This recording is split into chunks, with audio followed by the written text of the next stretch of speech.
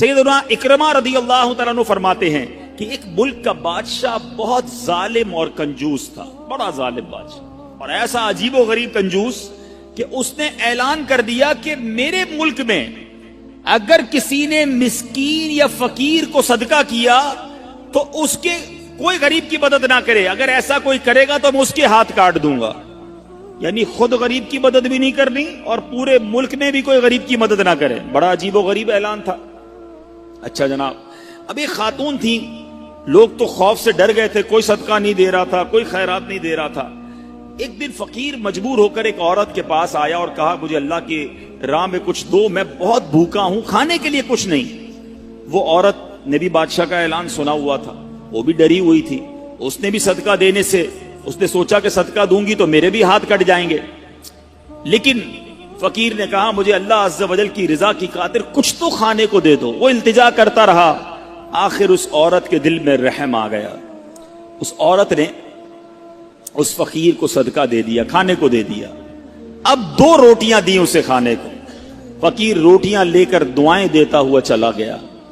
बादशाह को पता चल गया कि मुल्क में एक ऐसी औरत है जिसने किसी फकीर को सदका दिया। उसने अपने बंदे भेजे और इस खुदा तरस रहम दिल औरत के दोनों हाथ काट दिए गए। इसके दोनों हाथ कट गए। अब मीठे इस्लामी भाइयों, कुछ अरसे के बाद बादशाह ने अपनी वालदा से कहा कि मुझे अपनी मुमलिकत की सबसे हसीन लड़की से शादी करनी है। उसकी मां ने जब मालूमात करवाई तो पता चला पूरे मुल्क में एक लड़की सबसे ज्यादा हसीन है, मगर उसमें एक खामी यह है कि उसके दोनों हाथ नहीं हैं। उसने बादशाह से कहा, बादशाह ने लड़की को देखा, उसे पसंद आई, उससे शादी कर ली और वो औरत अब मलका बन गई। जिसने 2 रोटियां सदका की, हाथ कट गए, अब वो बादशाह की ज़ौजा बन गई। बड़ी जिंदगी आराम से गुजरने लगी, मगर एक और इम्तिहान उसकी जिंदगी में बाकी था। फिर क्या हुआ कि क्योंकि और भी उसकी बीवियां थी बादशाह की, नई नवेली दुल्हन के साथ बादशाह बहुत वक्त गुजारता, बड़ी नवाजिशात करता। दूसरी जो बीवियां थी वो हसद करती थी। एक मर्तबा बादशाह तवील अरसे के लिए मुल्क से बाहर गया तो बादशाह की बीवियों को अच्छा मौका मिला। उन्होंने बादशाह को खत में लिखा कि तुम्हारे पीछे तुम्हारी जो बीवी है, नई दुल्हन जो है, वो बुरे काम करती है, उसका किरदार अच्छा नहीं। बादशाह ने बगैर किसी तहकीक के हुक्म दे दिया कि मेरी बीवी को उठाया जाए और जंगल में फेंक दिया जाए, महल से निकाल कर जंगल में फेंक दो। अब वो औरत जंगल में पहुंच गई, बयाबान जंगल था, उसका एक बेटा भी हो गया था बादशाह से। अब इतनी देर में मेरे मीठे इस्लामी भाइयों, वो औरत उस जंगल में नहर में पानी पीने के लिए झुकी तो उसके हाथ से वो बच्चा भी पानी में गिर गया। जोर जोर से रोने लगी, बच्चा भी पानी में है, दोनों हाथ भी नहीं हैं। पुकारे तो किसे पुकारे। अचानक 2 खूबसूरत नौजवान आए। उन्होंने कहा आप क्यों रो रही हैं? कहा मेरा बच्चा पानी में चला गया है। उसने फौरन, उस नौजवान ने आगे जाकर उस बच्चे को पानी से निकाला। कहा और आपको कुछ चाहिए तो बताइए, कोई और आपकी ख्वाहिश हो तो बताइए, कुछ और आप दुआ करना चाहें। तो उस औरत ने कहा कि मेरे हाथ मुझे वापस मिल जाएं। उन नौजवानों ने दुआ की, अल्लाह ताला ने दोनों हाथ भी उसे वापस कर दिए। अब उन नौजवानों ने उस औरत को कहा कि आप जानती हैं हम कौन हैं, हम दोनों कौन हैं? तो औरत ने कहा मैं तो नहीं जानती, अलबत्ता ये मालूम है आपकी बरकत से मेरा बच्चा भी मिल गया, मेरे हाथ भी वापस आ गए। वो 2 नौजवान कहते हैं हम तेरी वही 2 रोटियां हैं जो तूने गरीब साहिल को दी थी। सदका, अल्लाह की राह में खर्च करना कब कहां काम आता है। इस औरत को 2 रोटियों के बदले 20 रोटियां नहीं मिली। हजरत राबिया बसरिया को 20 रोटियां मिली थी। हो सकता है कोई कैलकुलेशन करने वाला कहे यार मैं 1000 रुपए दूंगा 1 लाख रुपए मिल जाएंगे, नहीं मिले, मगर इसको हाथ वापस मिल गए, बच्चा वापस मिल गया। क्या मालूम मुझ पर और आप पर कोई बला आने वाली हो, कोई मुसीबत आने वाली हो, कोई बीमारी आने वाली हो, अगर अल्लाह की राह में सदका दें, किसी गरीब की मदद करें और इसके दिल से दुआ निकले और अल्लाह करीम हमसे वो मुसीबत को टाल दे। तो ऐ मेरे मीठे इस्लामी भाइयों, हजरत मंसूर बिन अम्मार रहमतुल्लाहि तआला अलैह एक रोज वाज फरमा रहे थे तो किसी हकदार ने 4 दिरहम का सवाल किया। कोई गरीब था, मिस्कीन था, उसने 4 दिरहम का सवाल किया। तो आप रहमतुल्लाहि तआला अलैह ने ऐलान किया کہ جو اس کو 4 درہم دے گا میں اس کو 4 دعائیں دوں گا. آپ نے، اللہ کے ولی تھے، آپ نے فرمایا جو اس کو 4 درہم دے گا میں اس کو 4 دعائیں دوں گا.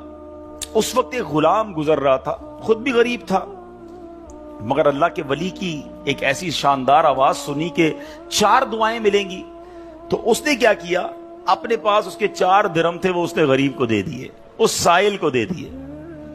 تو حضرت نے کہا کہ اب بتاؤ کون سی 4 دعائیں کروانی ہیں؟ کہ حضرت پہلی دعا تو کر دیں کہ میں غلامی سے آزاد کر دیا جاؤں، غلام ہوں، غلامی سے میری آزادی ہو جائے. نمبر 2، مجھے ان درہم کا بدلہ بھی مل جائے، 4 درہم دے تو دیے، مجھے اس کا بدلہ بھی مل جائے. تیسری دعا حضور یہ کر دے مجھے اور میرے آقا کو توبہ نصیب ہو جائے. چوتھی دعا یہ کر دیں کہ میری، میرے آقا کی، آپ کی اور تمام حاضرین کی بخشش ہو جائے. 4 بڑی پیاری دعائیں کروا لی اس نے جناب. اب آقا کے پاس جب وہ غلام پہنچا تو آقا کہتا اتنی دیر کیوں ہو گئی، کدھر رہ گئے تھے بھائی، کئی کام سے بھیجا تھا، اتنا لیٹ؟ کہتا حضور ایسا ایسا ماجرا ہوا، راستے میں حضرت منصور اللہ کے ولی وہ کہہ رہے تھے جو 4 درہم دے دے میں 4 دعائیں کروں گا، میں نے تو 4 درہم دی اور 4 دعائیں کروا کے آیا ہوں. کہا اچھا بتاؤ دعائیں کون سی تھی، پہلی دعا بتاؤ. کہا حضور میں نے پہلی دعا تو کی کہ اللہ مجھے غلامی سے آزاد کر دے. آقا کہتا جا تو غلامی سے آزاد ہے. پہلی دعا فوراً قبول ہو گئی نا، پہلے آقا کو دعا سنائی، آقا کہتا جا تو غلامی سے آزاد. کہا بتا دوسری دعا کون سی کروا کے آیا؟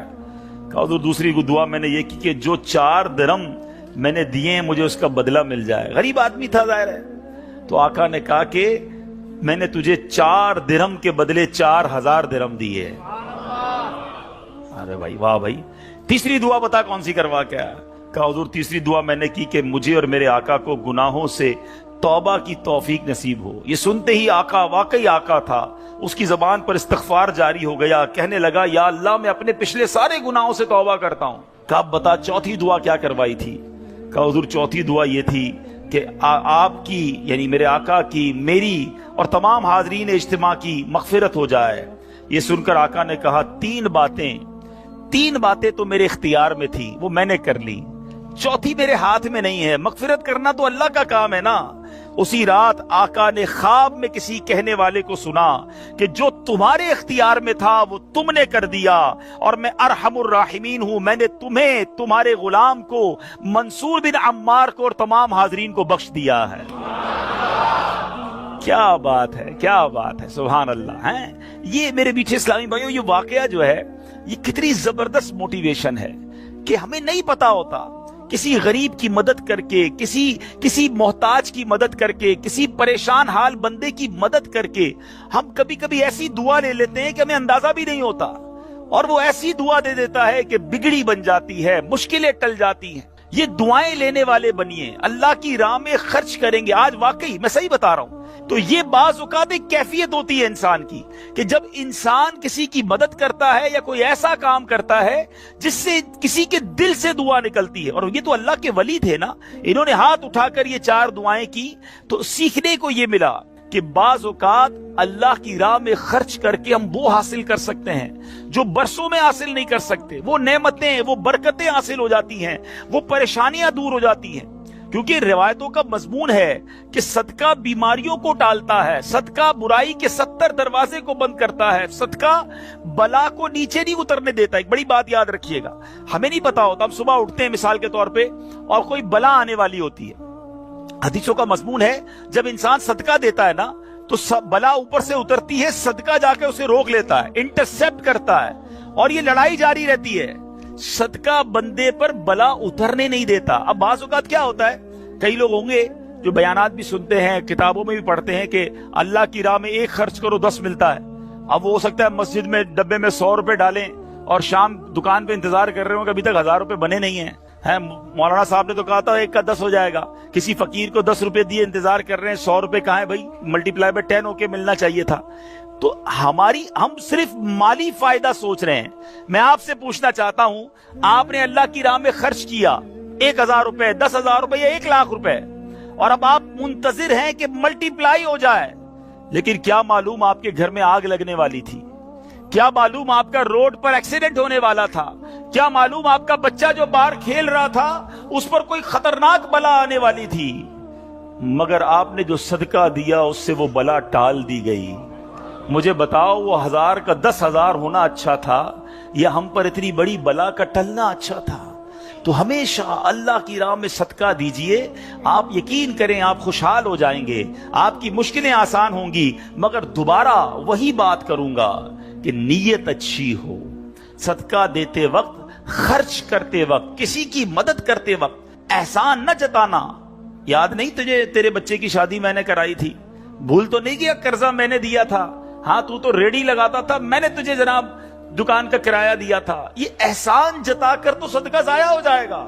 یا ایھا الذین آمنوا لا تبطلوا صدقاتکم بالمن والاذی، اے ایمان والو اپنے صدقے ضائع نہ کرو احسان جتا کر، تکلیف پہنچا کر۔ تو کچھ لوگ صدقہ دیتے بھی ہیں، مدد کرتے بھی ہیں، پھر ساری زندگی جتا رہے ہوتے ہیں۔ تو یہ بربادی ہے، یہ نہ کریں۔ بس اللہ کے لیے، اللہ کی رضا کے لیے آپ خرچ کریں اور پھر دیکھیں اس کی برکتیں کیسے ملتی ہیں۔ قرآن میں اللہ تبارک و تعالی اپنی راہ میں خرچ کرنے والوں کو کیسا مژدہ سناتا ہے، کیسی خوشخبری ہے، کیسا فرمان ہے۔ اللہ فرماتا ان المصدقین والمصدقات واقرضوا اللہ قرضا حسنا یضاعف لهم ولهم اجر کریم، بے شک صدقہ دینے والے مرد اور صدقہ دینے والی عورتیں اور وہ جنہوں نے اللہ کو اچھا قرض دیا ان کے دونے ہیں اور ان کے لیے عزت کا ثواب ہے۔ اب کمال یہ ہے، یہ ایک جگہ نہیں، قرآن میں کئی جگہ اللہ تبارک و تعالیٰ نے قرض کا لفظ استعمال کیا ہے۔ کوئی اللہ کو جو اچھا قرض دے؟ مجھے ایک بات بتائیے، میں آپ میں سے کسی کو کوئی 10,000 روپے رکھوائے اور تھوڑے دنوں بعد کہے کہ ذرا وہ 10,000 میں سے 5,000 روپے دے دو، تو اس 5,000 دینے والے نے کوئی کمال کیا؟ اس کا تو کوئی کمال نہیں نا، پیسے میرے تھے اور میں نے کہا کہ میرے 10,000 میں سے 5,000 مجھے دے دو، کیا کمال کیا؟ میرے پیسے دے واپس دے دیے۔ مگر اللہ کی شان دیکھو، اللہ کی کرم نوازی دیکھو، شان کریمی دیکھو، ہم سب کو دانا دانا اس نے دیا ہے۔ ہم تو پیدا ہوئے تھے، کپڑے بھی جسم پر نہیں تھے، کھانے کو اس نے دیا، پہننے کو اس نے دیا، گھر اس نے دیا، مال اس نے دیا، سب اس نے دیا۔ مگر جب اس کی راہ میں خرچ کرنے کی باری آتی ہے تو کہتا ہے، فرماتا ہے قرآن میں، ہے کوئی جو اللہ کو اچھا قرض دے؟ اللہ کا مال ہے، ہم نے کیا کمال کرنا تھا؟ ہم خرچ کرتے، وہ کچھ بھی نہ دیتا اس کے بدلے، پھر بھی اسی کا مال تھا۔ مگر مہربانی دیکھو، مال بھی وہ دیتا ہے، توفیق بھی وہ دیتا ہے، خرچ کریں تو ثواب بھی وہی دیتا ہے، عطا بھی وہی کرتا ہے۔ اور علماء نے بڑی زبردست اس پہ ڈیبیٹ کی ہے، مفسرین نے بحث کی ہے کہ جناب ان آیتوں میں قرض کا لفظ کیوں لایا گیا؟ اللہ اکبر۔ فرمایا جب آپ اور میں، دنیا میں بندہ کسی کو قرضہ دیتا ہے نا تو امید ہوتی ہے یہ قرضہ واپس ملے گا۔ اگر امید نہ ہو تو پھر یہ قرض نہیں ہے، پھر تو تحفہ ہو جائے گا نا۔ آپ کسی کو تحفہ دے دیں تو آپ کو پتہ یہ واپس نہیں آئے گا، لیکن قرضہ دیتے وقت آپ طے کرتے ہیں کتنے دنوں میں دو گے، کب دو گے، کیسے لوٹاؤ گے، تھوڑی بندہ معلومات بھی کرتا ہے، یار قرضہ دے رہا ہوں واپس ملے گا نہیں ملے گا۔ تو قرض کے جب بھی لفظ لون آئے گا، قرض آئے گا، اس کا مطلب یہ کہ یہ واپس ملنا ہے۔ تو اللہ نے قرآن میں گویا وعدہ فرما لیا ہے کہ تم جو میری راہ میں خرچ کرتے ہو یہ اللہ کو قرض دینا ہے، یہ تمہیں واپس ملے گا، یہ لوٹایا جائے گا اور زیادہ دیا جائے گا۔ تو ہمیں اللہ کی راہ میں خرچ کرتے وقت یہ ذہن رکھنا چاہیے۔ سبحان اللہ۔ اب بانٹنے سے کیا گھٹتا ہے؟ بڑی خوبصورت حدیث پاک ہے، ذرا سمجھیے گا۔ ایک بار حضرت عائشہ صدیقہ رضی اللہ تعالی عنہا سے مروی ہے کہ اہل بیت نے، نبی پاک کے گھر والوں نے ایک بکری ذبح کی اور پیارے آقا علیہ الصلوۃ والسلام تشریف لائے، بکری ذبح کی اور انہوں نے کچھ تقسیم بھی کر دی۔ حدیث کا مضمون ہے، نبی پاک آئے اور ارشاد فرمایا کہ اے عائشہ کیا بچا ہے؟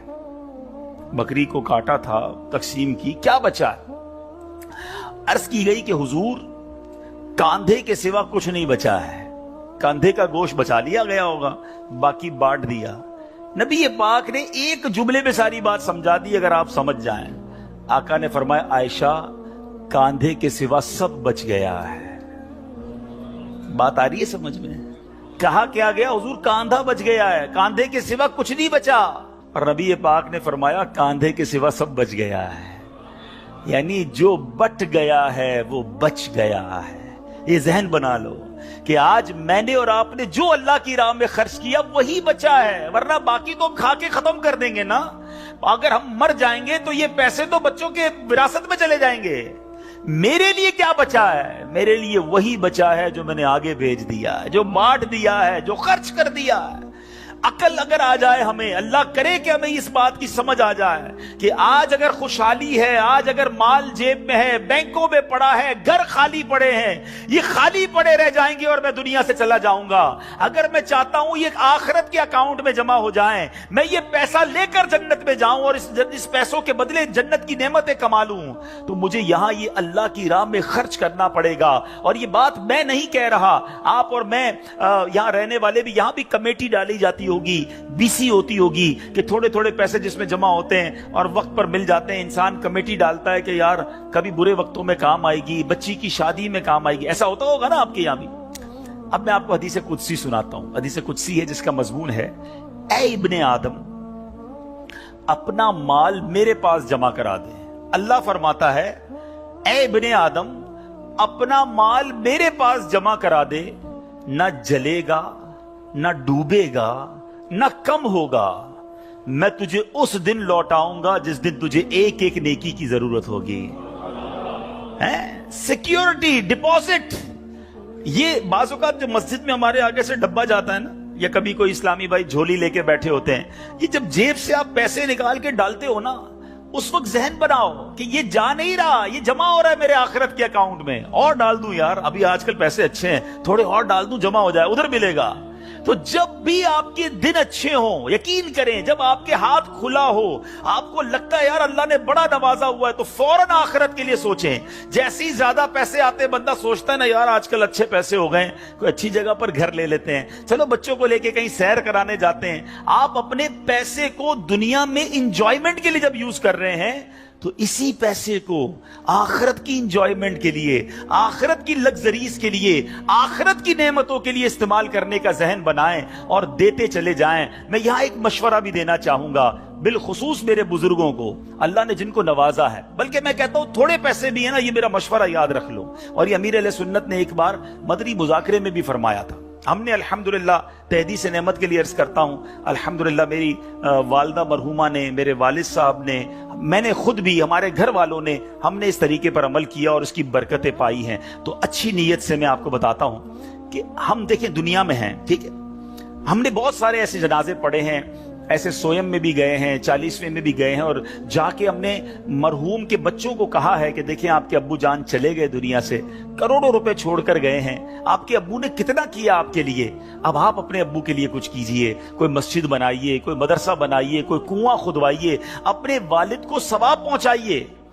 تو وہ بیٹا جس کے لیے باپ نے زندگی گزار دی، کروڑوں اربوں روپے چھوڑ کر گیا، وہ کہتا ہے ابھی تو ہاتھ بڑا ٹائٹ ہے، تو ابھی بعد میں کریں گے، تو بعد میں دیکھ لیں گے، اور ہم دیکھتے ہیں اس کے بعد مرحوم کے لیے بظاہر کچھ نہیں کیا جاتا۔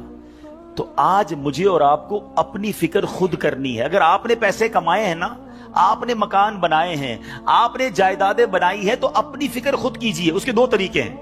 ایک طریقہ، اپنی زندگی میں ہی انہوں نے ماشاءاللہ یہ مسجد بنا دی، مدرسہ بنا دیا، بہت اچھی بات ہے، یا تو یہ کر لیں، اور اگر یہ نہیں کر پا رہے تو دوسرا طریقہ بتاتا ہوں جو بڑا آسان ہے، وہ یہ ہے کہ انسان کو شریعت نے یہ اختیار دیا ہے کہ آپ اپنی وصیت کر جائیں، اور وصیت میں 30% آپ وصیت کر سکتے ہیں کہ آپ کے چھوڑے گئے مال میں سے 30% کسی نیکی کے کام میں خرچ کر دیا جائے، آپ کے لیے صدقہ جاریہ کے لیے خرچ کر دیا جائے۔ بھائیوں والا مشورہ ہے، آپ عمل کریں نہ کریں، کہ اگر زندگی میں یہ وصیت کر دیں کہ میرے مرنے کے بعد جو بھی میرا مال بچے گا اس میں سے 30% جو ہے وہ دعوت اسلامی کو یہ کہہ کر دیا جائے کہ میرے لیے صدقہ جاریہ کے لیے مسجد، مدرسہ، جامعہ، کوئی ایسا کام کر دو کہ قیامت تک مجھے ثواب ملتا رہے۔ مجھے بتاؤ، مرنے کے بعد آپ کا مال 70% تو بچوں کے لیے بچے گا نا، 30% تو اپنے ساتھ لے جاؤ،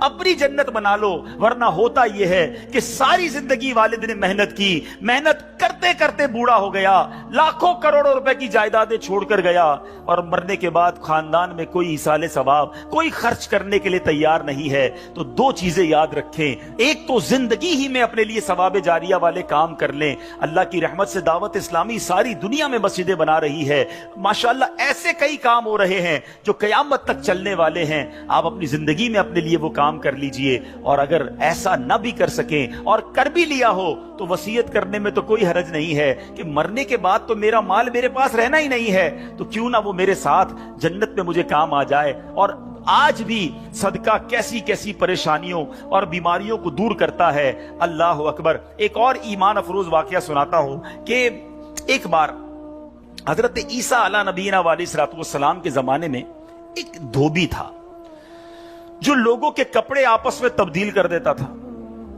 یعنی لوگوں کے کپڑے ملا دیتا، لوگ بڑے پریشان تھے اس سے۔ تو لوگوں نے حضرت عیسیٰ علیہ الصلوۃ والسلام کو اس کے متعلق بتایا، تو آپ نے اللہ عز و جل کی بارگاہ میں دعا کی کہ اے اللہ اس کو ہلاک فرما دے۔ اللہ کے نبی نے ایک ایسے شخص کے لیے دعا کی کہ یا اللہ اس کو ہلاک کر دے، تیرے بندے اس سے بڑے پریشان ہیں۔ ایک روز وہ دھوبی بالکل اسی معمول میں نکلا، اس کے پاس 3 روٹیاں تھیں۔ ایک سائل آیا، ایک فقیر آیا اور اس نے کہا کہ اللہ کے لیے مجھے روٹی دے دو۔ تو آپ نے اس دھوبی نے ایک روٹی اس سائل کو دے دی۔ سائل نے دعا دی کہ اللہ تعالیٰ تجھ سے آفات سماویہ کا شر دور کر دے، آسمانی بلاؤں کو دور کر دے۔ دھوبی بڑا متاثر ہوا، بڑی پیاری دعا دی، ایک اور روٹی بھی دے دی۔ اس سائل نے دعا دی کہ اللہ تعالیٰ تجھے جملہ آفتوں سے محفوظ رکھے، اس نے تیسری روٹی بھی دے دی۔ اب اس سائل نے دعا دی اللہ تجھے توبہ کی توفیق عطا فرمائے۔ اب اس دوران ایک بڑا سانپ اس کی گٹھڑی میں داخل ہو چکا تھا، کیونکہ حضرت عیسیٰ نے دعا کی تھی اس کو ہلاکت کی۔ ایک بڑا سا سانپ جو ہے اس کی کپڑوں کی گٹھڑی میں داخل ہو چکا تھا۔ جب دھوبی نے کپڑے لینے کا ارادہ کیا تو اس سانپ نے اسے ڈسنا چاہا، ایک فرشتے نے اسی وقت سانپ کو لوہے کی لگام ڈال دی اور دھوبی سلامتی کے ساتھ واپس آ گیا۔ لوگوں نے حضرت عیسیٰ علیہ السلام سے کہا کہ یا روح اللہ، آپ نے دعا کی تھی، یہ بندہ تو ایسے ہی ہٹا کٹا گھوم رہا ہے، بالکل ٹھیک، کچھ مسئلہ ہی نہیں ہوا اس کے ساتھ، سلامت۔ تو آپ نے اس دھوبی کو بلایا، بتا تو نے کون سی ایسی بھلائی کی ہے، میں نے تیری ہلاکت کی دعا کی اور تو بالکل سلامت گھوم رہا ہے۔ وہ کہتا حضور میں نے 3 روٹیاں صدقہ کی ہیں، اتنے گناہ، اتنی خطائیں، سارا شہر پریشان، مگر جب صدقہ کیا 3 روٹی کا، آپ نے اس سانپ سے پوچھا کہ تو نے قتل کیوں نہیں کیا، تیری تو ڈیوٹی تھی نا۔ تو سانپ کہتا ہے اے اللہ کے نبی، اللہ نے آپ کی دعا تو قبول فرما لی، مجھے ہلاک کرنے کے لیے بھیج بھی دیا، مگر جب اس دھوبی نے ایک سائل کو صدقہ دیا تو ایک فرشتے نے مجھے لوہے کی لگام ڈال کر روک لیا۔ اب وہ دھوبی بھی سارا واقعہ سن رہا تھا کہ اتنے گناہ ہیں، سامنے ایک چھوٹا سا صدقہ کیا، میری ہلاکت رک گئی۔ اس دھوبی نے بھی توبہ کر لی، اپنے گناہوں سے تائب ہو گیا۔ کیا سیکھنے کو ملا؟ صدقہ بلاؤں کو ٹالتا ہے، صدقہ مصیبتوں کو ٹالتا ہے، صدقہ عمر میں برکت لاتا ہے۔ ایک بار حضرت داؤد علیہ نبینا علیہ الصلوۃ والسلام کے پاس ایک شخص تھا اور وہ حضرت ملک الموت آئے اور اس کو بڑا گھور کے دیکھنے لگے۔ تو تھوڑی دیر کے بعد ملک الموت تو چلے گئے، تو آپ نے اس شخص نے کہا کہ حضور یہ کون تھا جو مجھے گھور رہا تھا؟ آپ نے کہا ملک الموت تھے۔ ملک الموت سے پوچھا کہ تم کیوں گھور رہے تھے؟ کہا کہ یہ بندے کی اب 3 دن زندگی رہ گئی ہے، اب 3 دن کے بعد یہ دنیا سے چلا جائے گا۔ تھوڑے دن ہوئے تو وہ بندہ گھوم رہا ہے، پھر رہا ہے آپ کے سامنے۔ ملک الموت آیا، آپ نے کہا تم نے تو کہا تھا 3 دن میں اس کی روح قبض کرنی، یہ تو بالکل ٹھیک ہے، کوئی مسئلہ ہی نہیں۔ کہا حضور 3 دن ہی باقی تھے، میں نے روح قبض کرنے پہنچنا تھا، جس دن پہنچنا تھا اس دن یہ بندہ گھر سے باہر نکلا، ایک غریب نے صدا لگائی، ایک فقیر نے پکارا، اس نے 20 درہم اس کو دیے، اس فقیر نے اس کو دعا دی، اللہ نے وہ دعا ایسی قبول کی کہ ہر درہم کے بدلے اس کی عمر میں 1 سال کا اضافہ فرما دیا۔ 20 سال عمر بڑھ گئی ہے اس کی۔ اب ذرا سوچئے میٹھے اسلامی بھائیوں، ایسے کئی واقعات ہیں، کئی باتیں بتا دی جاتی ہیں، کئی باتیں پتہ نہیں ہوتی۔ ہو سکتا ہے ہماری بھی آخری وقت آنے والا ہو، اللہ نے کسی کی دعا سے بڑھا دیا ہو، ہمارا بھی کوئی برا وقت آنے والا ہو، کوئی اللہ نے نیکی کروا دی، ہم بچ گئے ہوں، تو کرتے رہا کرو نیکی، جچاؤ نہ، دکھاؤ نہ، بتاؤ نہ، کرتے رہا کرو. اللہ کریم ہے, وہ نیکوکاروں کا اجر ضائع نہیں کرتا, وہ ضرور عطا فرماتا ہے. اور کیسے عطا فرماتا ہے, ایسے ایسے واقعات ہیں کہ سنے تو ایمان تازہ ہو جاتا ہے.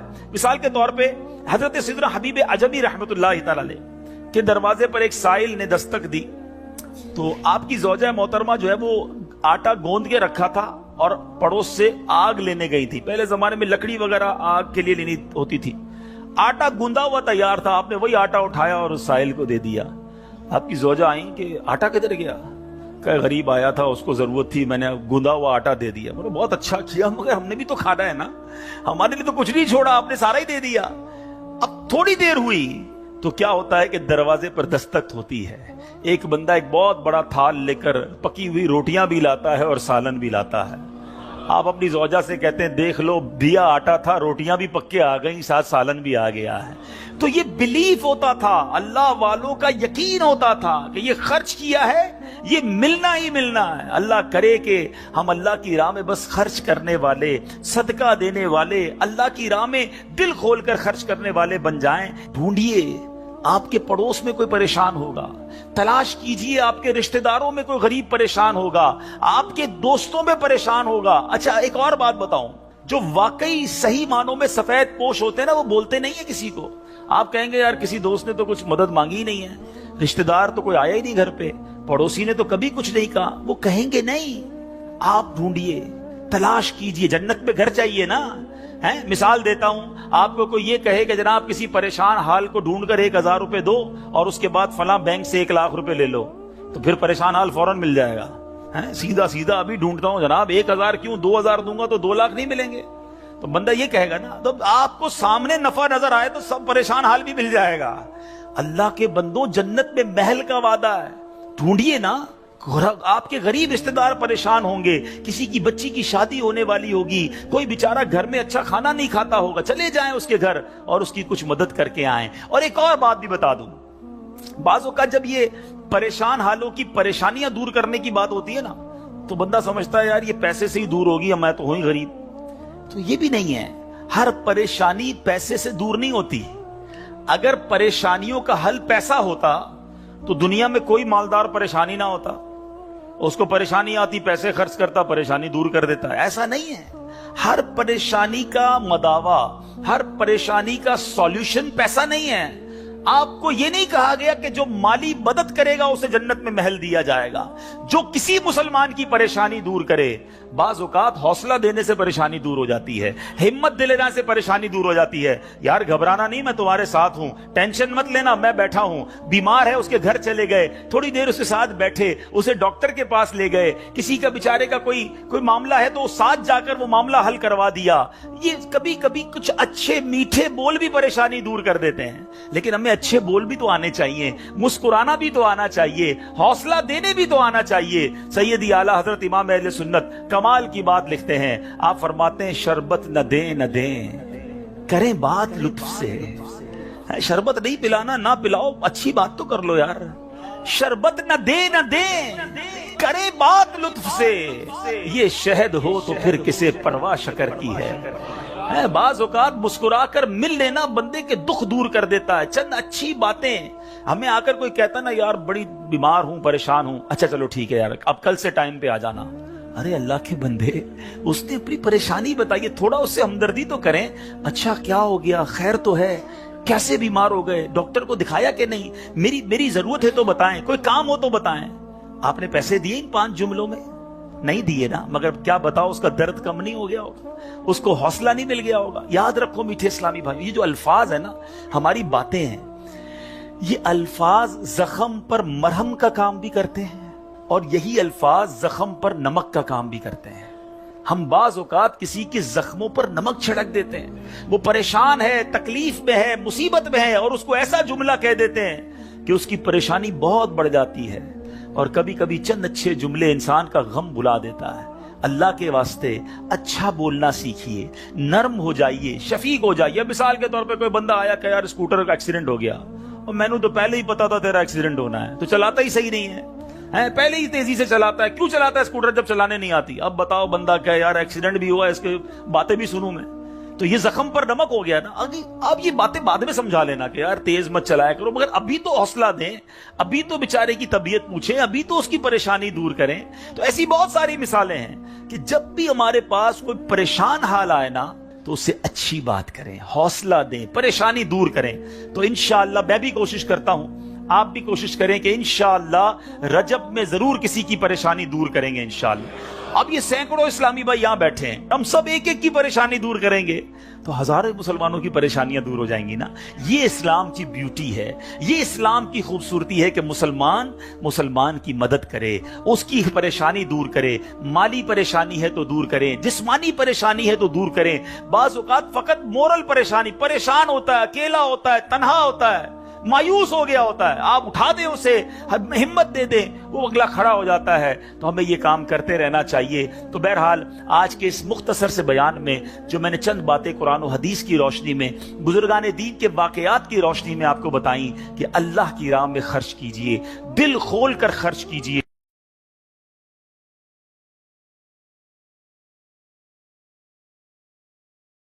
جو مجھ پر 10 بار درود پاک پڑھے رب کریم اس پر 100 رحمتیں نازل فرماتا.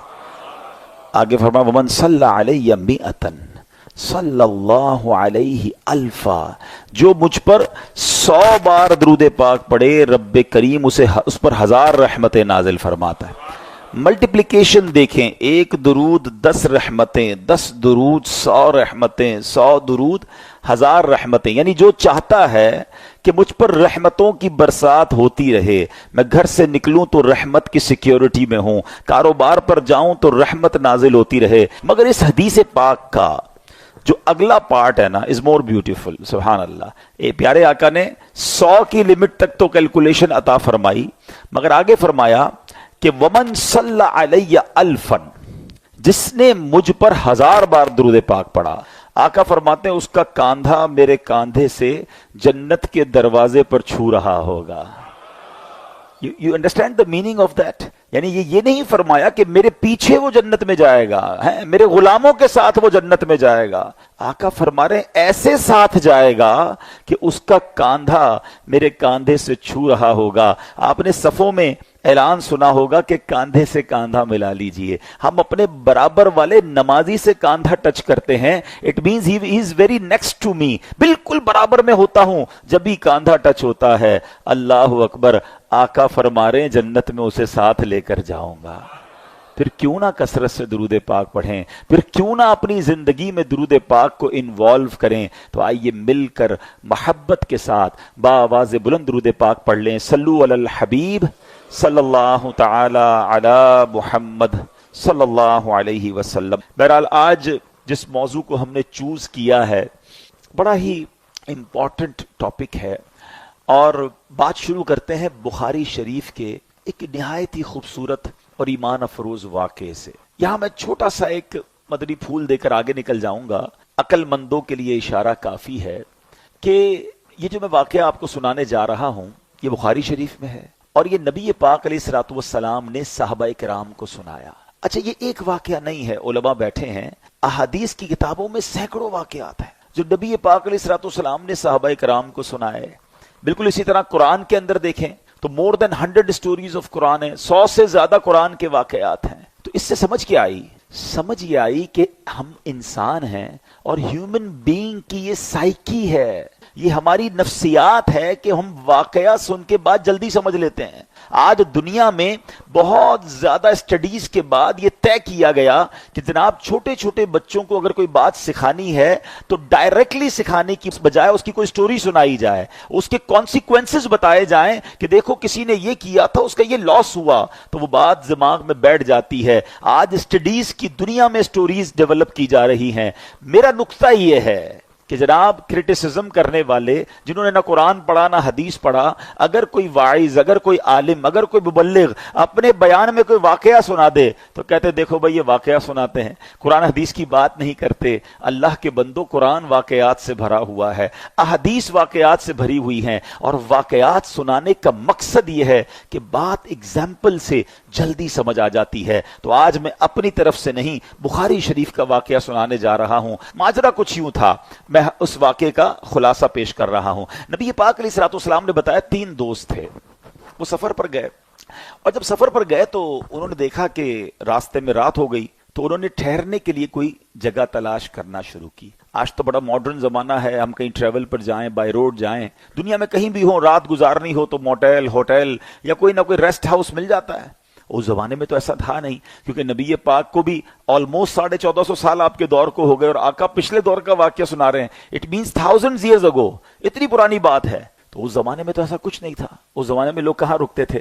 کوئی غار ڈھونڈ لیتے تھے, کوئی کیو ڈھونڈتے تھے, اور وہیں جا کر رات گزار لیتے. ایسا ہی کیا وہ تینوں دوستوں نے. ایک غار ڈھونڈا, صفائی کی, اور کہا یہاں رات گزارتے ہیں, صبح پھر ٹریول جو جرنی ہے وہ آگے چلائیں گے.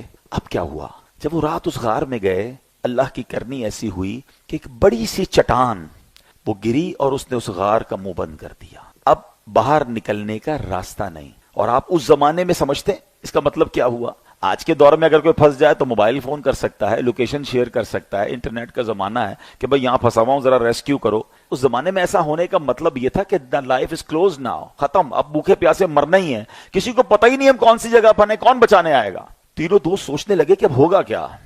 دین دے ڈیسائیڈڈ کہ یوں کرتے ہیں, مر تو لگتا تو ایسا ہی مر ہی جائیں گے, اللہ سے دعا کرتے ہیں, اور باری باری ہم تینوں اپنی زندگی کا کوئی ایسا عمل اللہ کی بارگاہ میں پیش کرتے ہیں جو ہم نے ایسا کیا ہے کہ ہمیں امید ہے کہ اللہ اسے قبول فرما چکا, اور اللہ اس عمل کی وجہ سے ہمیں اس غار سے نجات دے دے.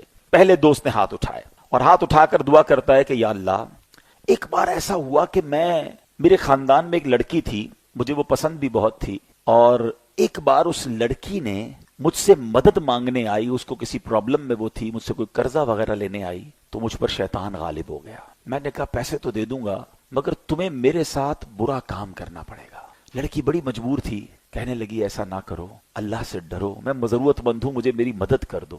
وہ شخص کہتا ہے یا اللہ, میرے پاس قابو بھی تھا, کنٹرول بھی تھا, وہ لڑکی راضی بھی ہو گئی تھی, مگر بیچاری نے کہا مجھے کہ اللہ سے ڈرو, ایسا نہ کرو. اللہ, اس وقت میرے دل میں تیرا خوف آیا, مجھے کوئی دیکھنے والا نہیں تھا. اے اللہ, فقط تیری رضا کی خاطر میں نے اس لڑکی کو چھوڑ دیا. اے میرے مالک, اگر وہ عمل میں نے تیری رضا کے لیے کیا تھا تو میرے مولا ہمیں اس مصیبت سے نکال دے. وہ چٹان جو ہے وہ تھوڑی سی آٹومیٹکلی اللہ کی رحمت سے سرک گئی, مگر اتنی نہیں سرکی کہ وہ یہ تینوں دوست جو ہیں یہ باہر نکل سکیں. اور یہ میں واقعہ آپ کو حدیث پاک کا اور بخاری شریف کا سنا رہا ہوں. اب بات کرتے ہیں دوسرے دوست کی. اس نے ہاتھ اٹھایا, کہتا ہے یا اللہ عز و جل, میں کام کاج کر کے رات دیر سے آتا تھا, تو میں اپنے والدین کو سب سے پہلے بکریوں کا دودھ نکال کے پیش کرتا تھا, اور اس کے بعد میں اپنے بچوں کو دودھ پلاتا تھا. اللہ, ایک رات ایسا ہوا کہ میں آیا, رات کو دیر ہو گئی, دودھ نکالا, ماں باپ کے قدموں میں گیا تو میرے والدین سو گئے تھے. اے رب کریم, میں سوچ میں پڑ گیا کہ والدین سو گئے تو بچوں کو کیسے پلاؤں. ادب تو یہ کہتا ہے کہ ماں باپ کو پہلے پلانا ہے. بچے کہتے رہے بابا جان ہمیں بھی پلائیں. ہم نے کہا نہیں. میں ماں باپ کے کنارے کھڑا رہا ساری رات, میں والدین کے بستر کے پاس کھڑا رہا کہ جب ماں باپ کی آنکھ کھلے گی انہیں دودھ پیش کروں گا. ایسا ہی ہوا, جب ماں باپ اٹھے تو میں نے ماں باپ کو دودھ پیش کیا, پھر اپنے بچوں کو پلایا. اللہ, وہ جو میں نے خدمت کی تھی اپنے ماں باپ کی, اگر وہ خدمت تیری رضا کے لیے کی تھی تو میرے مولا آج ہم کو اس غار سے نکال دے. حدیث پاک کے الفاظ ہیں, وہ پتھر تھوڑا سا اور سرک گیا, مگر اتنی جگہ نہ بنی کہ وہ تینوں نکل سکیں. اب تیسرا دوست, اس نے ہاتھ اٹھائے, کہتا یا اللہ, ایک بار ایک مزدور آیا تھا میرے پاس, اور اس مزدور نے میرے پاس مزدوری کی اور اپنے پیسے لینا بھول گیا. وہ تو چلا گیا, میں نے اس کے پیسے سنبھال کے الگ رکھے, بلکہ اپنے کاروبار میں ایک چھوٹا سا شیئر جو ہے, کاروبار کا ایک چھوٹا حصہ اس کے پیسوں سے کرنا شروع کر دیا. بہت عرصے کے بعد اس مزدور کی یاد آیا اسے, وہ آیا مجھے کہنے لگا صاحب یاد ہے کچھ عرصہ پہلے آپ کے پاس آیا تھا, مزدوری کی تھی, تھوڑے پیسے میرے باقی ہیں. وہ شخص کہتا ہے یا اللہ, میں نے اس سے کہا کہ یہ جو سارا ریوڑ ہے نا, بکریاں, جانور, یہ سب تیرے ہیں. کہتا ہے میرے کہاں سے ہو گئے, میرے تھوڑے پیسے تھے. کہ وہی تھوڑے پیسے کاروبار میں لگائے تھے, وہ اتنے بڑھ گئے ہیں, لے جا, سب تیرا ہے. وہ بڑا خوشی خوشی وہ جانور لے کر چلا گیا. میرے مولا, اگر وہ میرا عمل تیری رضا کے لیے تھا تو اے اللہ جب ہمیں بچا لے, اس غار سے نکال دے. پیارے آقا علیہ الصلوۃ والسلام فرماتے وہ پتھر اور سرک گیا, اور یہ تینوں شخص اس غار سے باہر آ گئے. اب اس واقعے سے اتنا کچھ سیکھنے کو ملتا ہے, اللہ اکبر. سب سے پہلی بات تو میں ایک عشق والی اور ایک عقیدے والی بھی کلیئر کر دوں. بہت شیطان ہے نا, مسکنسیپشنز بڑے ڈالتا رہتا ہے دماغ میں. ان تینوں لوگوں نے اللہ کی بارگاہ میں اپنے نیک عمل کا واسطہ پیش کیا. ایسا ہی ہے, جو انہوں نے خود کوئی نیکی کی تھی اس کا واسطہ، اس کا وسیلہ اللہ کی بارگاہ میں پیش کیا. اور یہ واقعہ سنا کون رہا ہے؟ نبی پاک علیہ الصلوۃ والسلام. کس کو سنا رہے ہیں؟ صحابہ کرام کو. کون سی کتاب میں ہے؟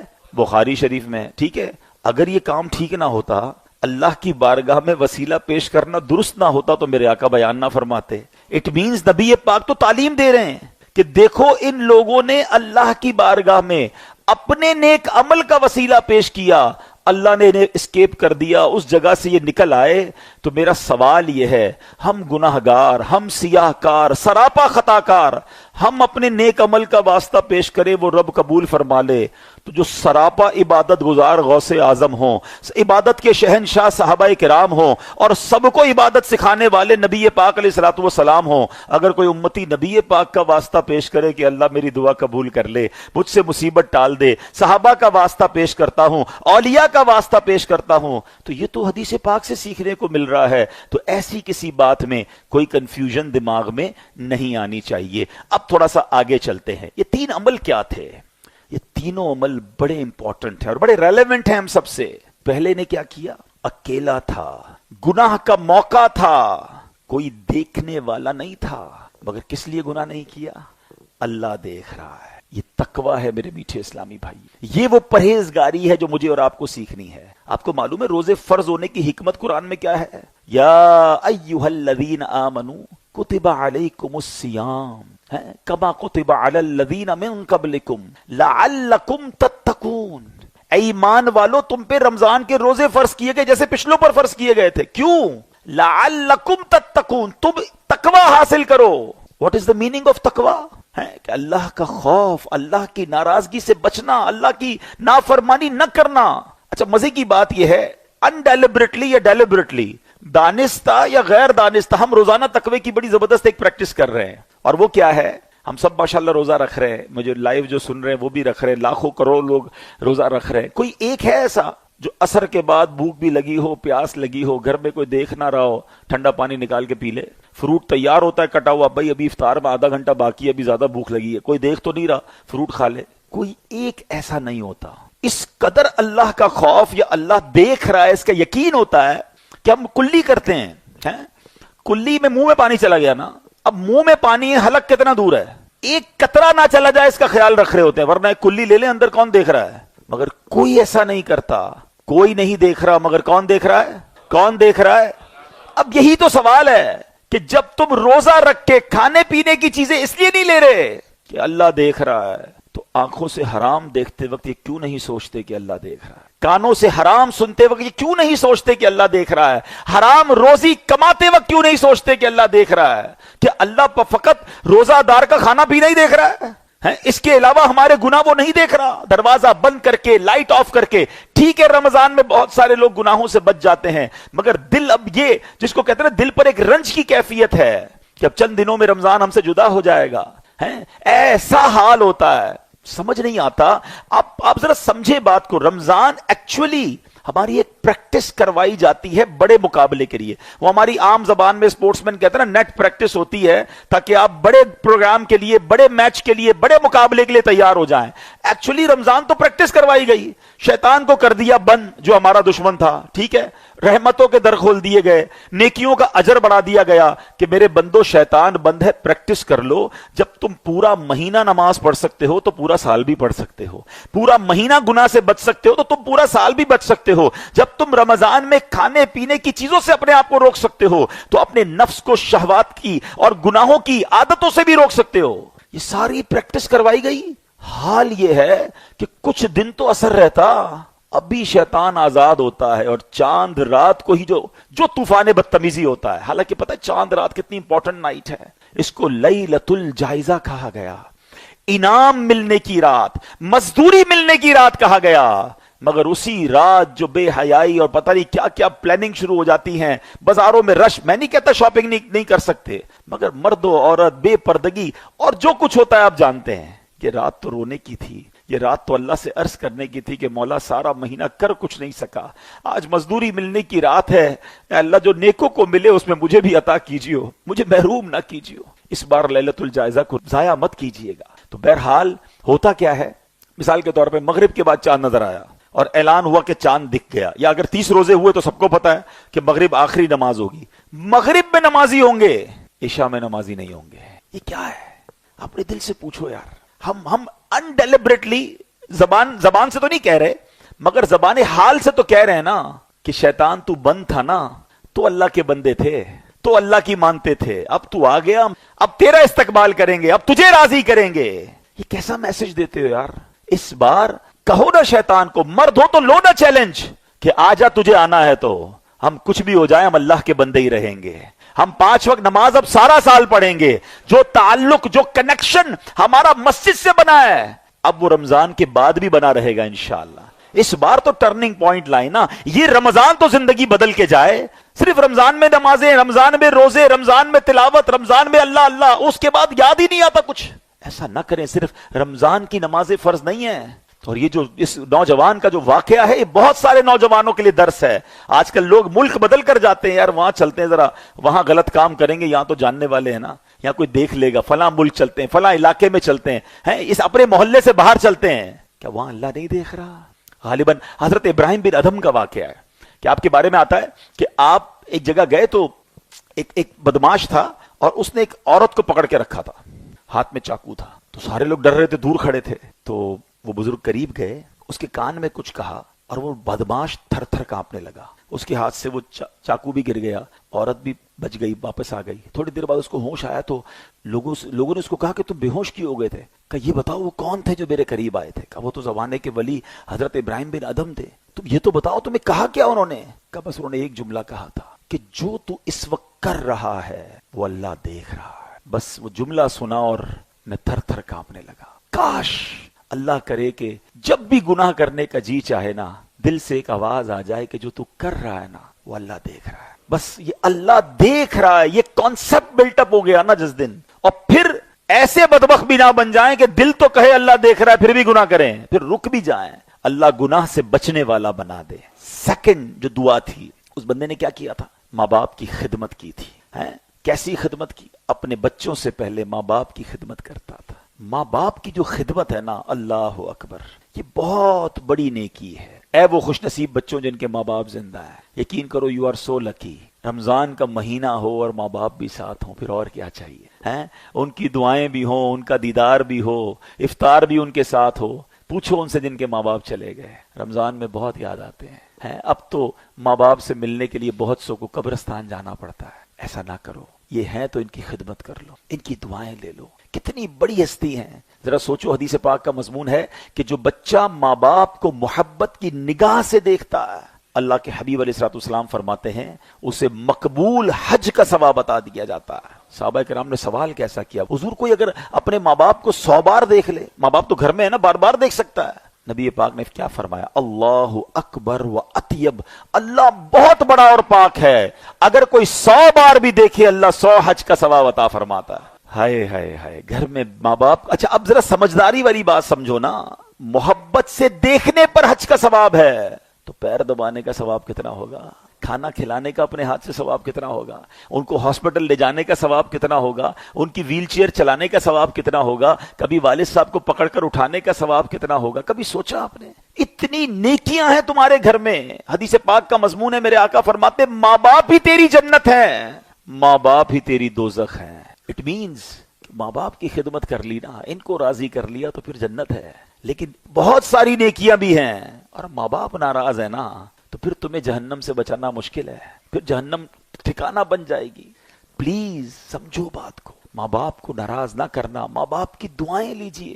خوش نصیب ہو آپ جن کے ماں باپ حیات ہیں، ان کی خدمت کریں، ان کی دعائیں لیں. یہ راضی تو رب راضی. اگر یہ ناراض ہو گئے، اور ماں باپ کی خدمت وہ عمل ہے کہ جو بندہ اپنے ماں باپ کا ادب اور خدمت کرتا ہے، اللہ پاک یہ نعمت اس کے بچوں میں اسے دکھاتا ہے. یہ مکافات عمل ہے.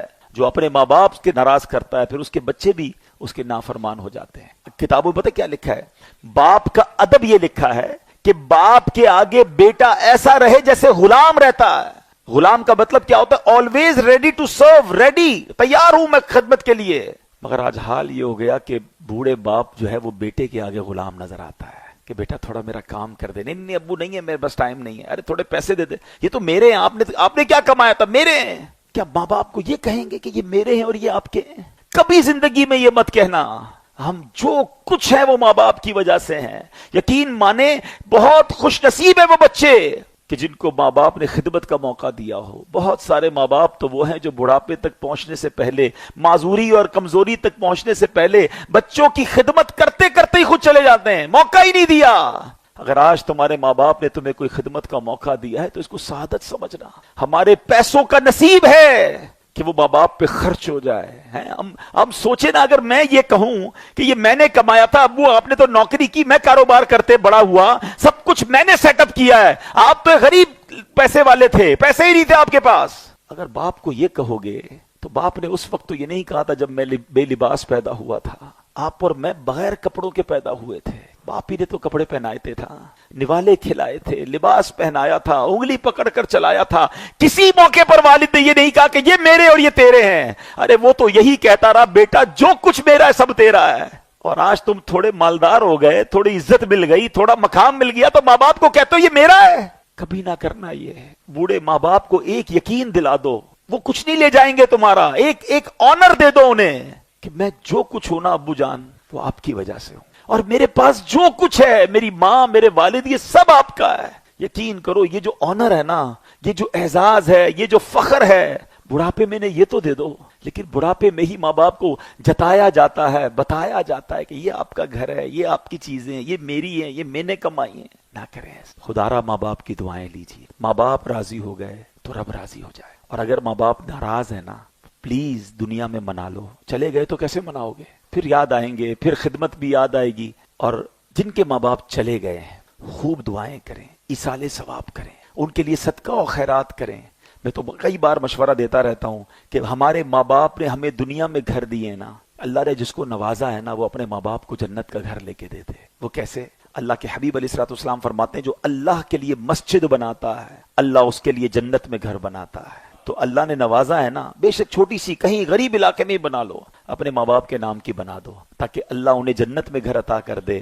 دیکھو ہم نکمے لوگ ہیں، ہم روز ان کے لیے ایصال ثواب نہیں کر سکیں گے، کبھی یاد آئے گا کبھی نہیں آئے گا. مگر مسجد بن گئی نا، اذانیں ہوتی رہیں گی، سجدے ہوتے رہیں گے، قیامت تک یہ نیکیاں چلتی رہیں گی، اور میری ماں کو اور میرے والد کو قبر میں ثواب ملتا رہے گا. اور میرے رب کے خزانے کتنے بڑے ہیں. ایسا نہیں کہ کوئی بچہ ماں باپ کے لیے مسجد بنائے تو ماں باپ ہی کو جنت میں گھر ملے گا. وہ رب کریم بہت بڑا ہے، اس کے خزانے بھرے ہوئے ہیں. جو مسجد بنائے گا اللہ اسے بھی جنت میں گھر عطا فرمائے گا. تو یہ ماں باپ کے لیے فکر کیا کرو. عید آئے گی، ہیں ماں باپ کو تحفہ دیتے ہیں نا، پتہ نہیں دیتے نہیں دیتے، دینا چاہیے. اچھا جن کے ماں باپ چلے گئے آپ کیا تحفہ دیں گے؟ تو آپ پلان کریں کہ ماں ہوتی تو میں کچھ دلاتا، ابو ہوتے تو کچھ پیش کرتا، چلو عید پر میں کچھ اور نیکیاں کر کے، کچھ اور صدقہ کر کے، کوئی اور اچھا کام کر کے اپنے ماں باپ کو ثواب پہنچاتا رہوں. تو بچوں کا یہ کام ہے جن کے ماں باپ چلے گئے ان کی قبر کو وزٹ کرتے رہیں اور ان کے لیے ایصال ثواب والے کام کرتے رہیں. تیسرا وہ شخص جس نے دعا کی، اور وہ کیا دعا تھی؟ اس نے کیا کیا تھا؟ اس نے امانت جو ہے وہ پراپر واپس لوٹائی، بلکہ اس میں انہانس کر کے اور بڑھا کر لوٹائے. ادھر حال کیا ہے؟ ارے وہ بھول گیا نا، ٹھیک ہے بس ہمارے ہو گئے حساب میں، اس کو یاد ہی نہیں آ رہا. یاد نہیں آ رہا تو پھر تو اپنے ہی ہو گئے نا. استغفر اللہ. آپ یاد رکھنا، یہاں دے دو. جس نے یہاں کسی کے دبائے ہیں نا وہاں نہیں دے سکے گا. سیدی اعلیٰ حضرت امام اہل سنت لکھتے ہیں اپنی کتاب میں کہ جو کسی کے 3 پیسے، میں بات کر رہا ہوں 3 روپوں کی نہیں، 3000 روپوں کی نہیں، 3 پیسے جان بوجھ کر دبا لے، بروز قیامت اسے 700 با جماعت نمازوں کا ثواب دینا پڑ جائے گا. 700 با جماعت نمازیں اپنے پاس تو شاید پوری زندگی میں نہیں ہے، اور وہی 3 پیسے کے بدلے. ادھر تو لاکھوں کروڑوں روپے کھا کے بیٹھے، احساس ہی نہیں ہے. آج نہیں کوئی وصول کر سکتا، اس کا مطلب یہ نہیں کہ کل کوئی وصول نہیں کر سکے گا. Try to understand. ہم سمجھتے نماز، روزہ، حج، زکوٰۃ، صدقہ، خیرات یہ بہت اچھے کام ہیں، مگر بندوں کے حقوق سمجھو. کسی کی امانت آتی ہے اسے لوٹانا ہوگا، ڈھونڈ کے پہنچائیں. آپ سمجھتے یار میرے پاس پیسے وہ لینے ہی نہیں آتا، وہ لینے نہیں آتا، آپ پہنچائیں اسے، ڈھونڈے اسے، اس کے وارثوں کو ڈھونڈیں. ورنہ قیامت کے دن آج کچھ لوگ تو اتنے جری اور جس کو کہیں کہ جرت والے ہو گئے، کہتے جو کرنا ہے کر لو، نہیں دوں گا. وصول کر سکتے تو کر لو، بگاڑ سکتے ہو تو بگاڑ لو. ان کو پتہ نہیں ہے کہ ایک دن آنا ہے جب مظلوم کا ہاتھ ہوگا اور ظالم کا گریبان ہوگا. جب اللہ مظلوم کے ساتھ ہوگا اس وقت پتہ چل جائے گا. کبھی زندگی میں کسی پر ظلم مت کرنا، کسی کی ہائے مت لینا. میں آخری بات کر کے اپنے بیان کو کنکلوژن کی طرف لاتا ہوں کہ جس بھائی کو ایسا لگے نا کہ یار بنی بنائی بگڑ رہی ہے, every thing going very smooth, کاروبار بھی اچھا تھا, فیملی بھی مزے میں تھی, صحت بھی بڑی اچھی تھی, everything going very well, یار اب آہستہ آہستہ چیزیں خراب ہو رہی ہیں, صحت بھی ڈسٹرب ہو رہی ہے, گھر میں اچھا خاصا پیار تھا, لڑائیاں ہونا شروع ہو گئی ہیں, کاروبار بھی گڑبڑ ہو رہا ہے, کچھ نہ کچھ ہو رہا ہے.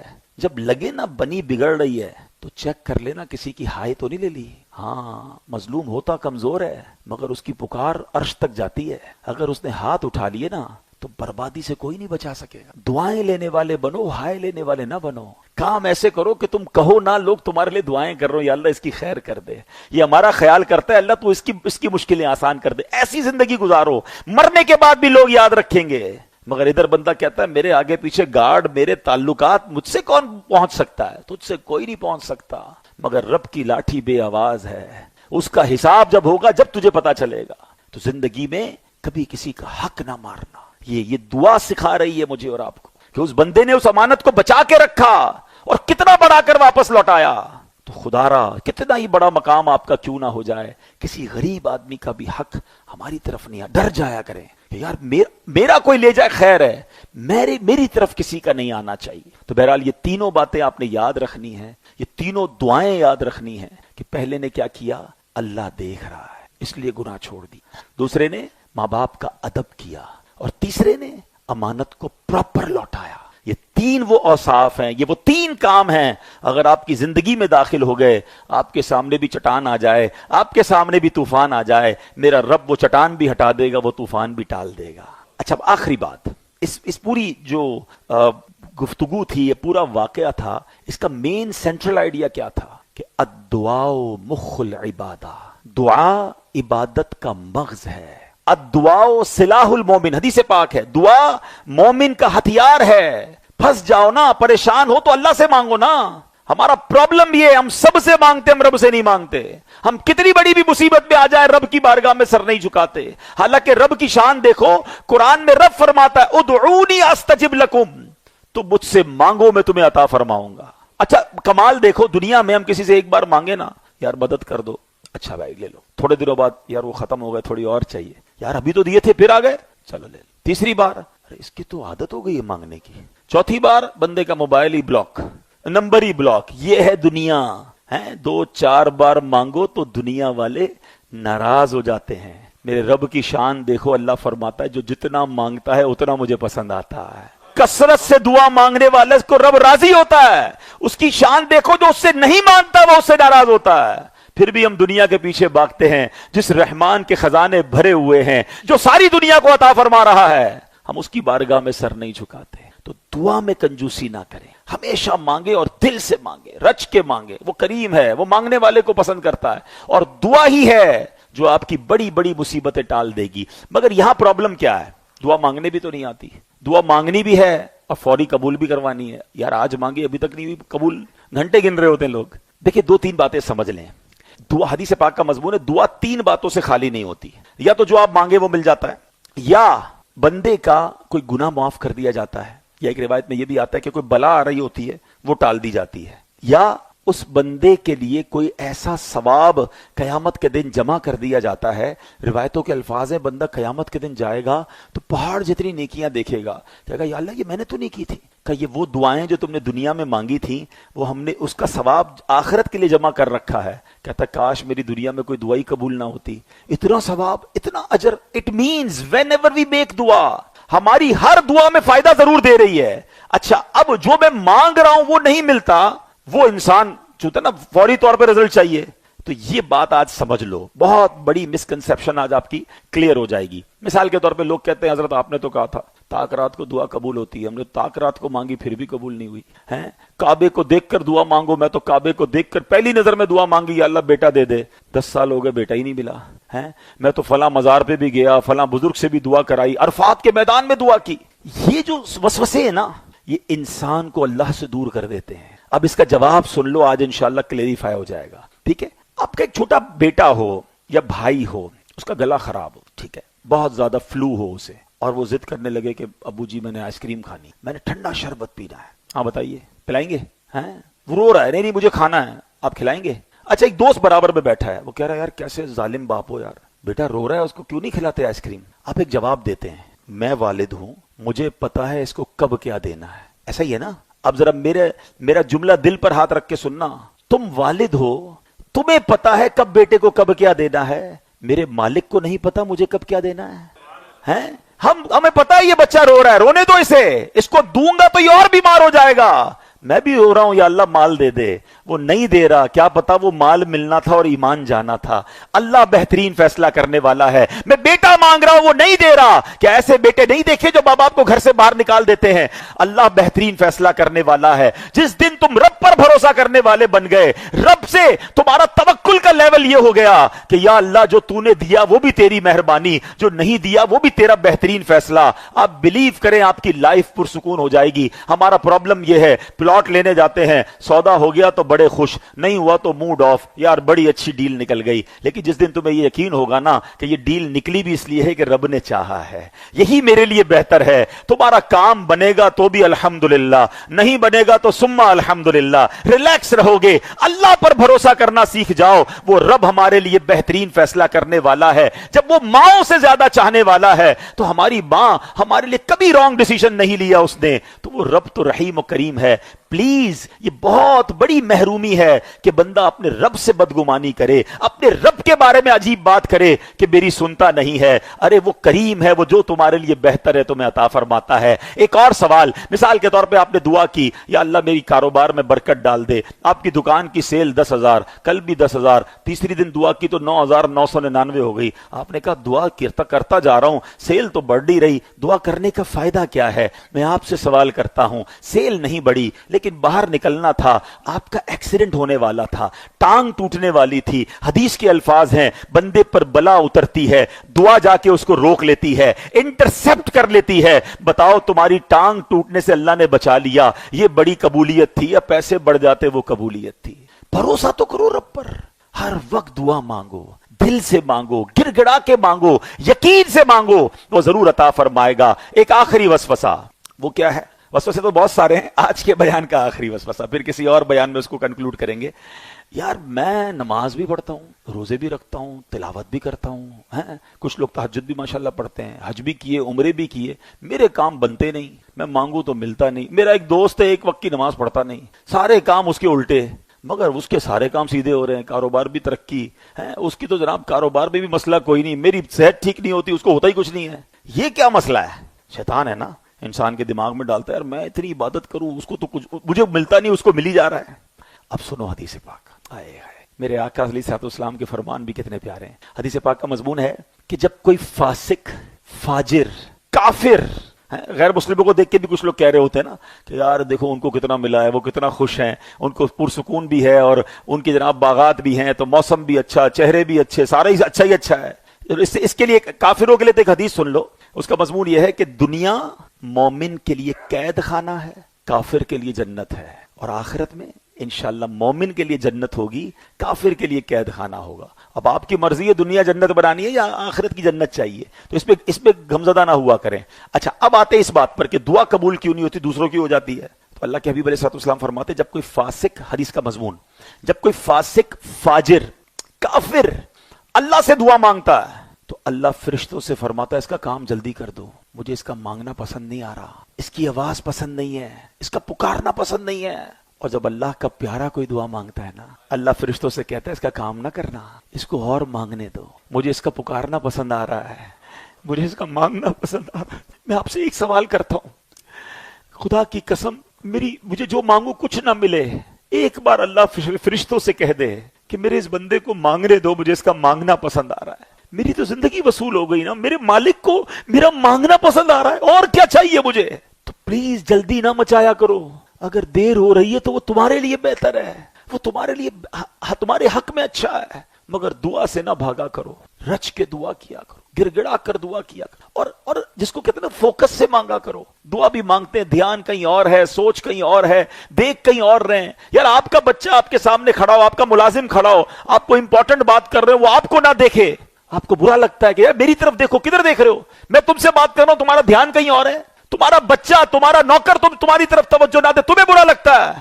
تم اللہ سے مانگ رہے ہو، دھیان کہیں اور ہے، پھر کہتے ہو اللہ قبول نہیں تم خود اللہ کو ناراض کر رہے ہو. دعا مانگو عاجزی سے، انکساری سے، مالک حقیر گناہگار تیرا بندہ ہوں، جتنا فوکس سے، جتنا دل سے مانگو گے نا وہ کریم ضرور عطا فرمائے گا۔ وہ تو چاہتا ہے کہ ہماری جھولیاں بھر دی جائیں۔ اللہ پاک عمل کرنے کی توفیق عطا فرمائے، آمین بجاہ النبی الامین صلی اللہ تعالی علیہ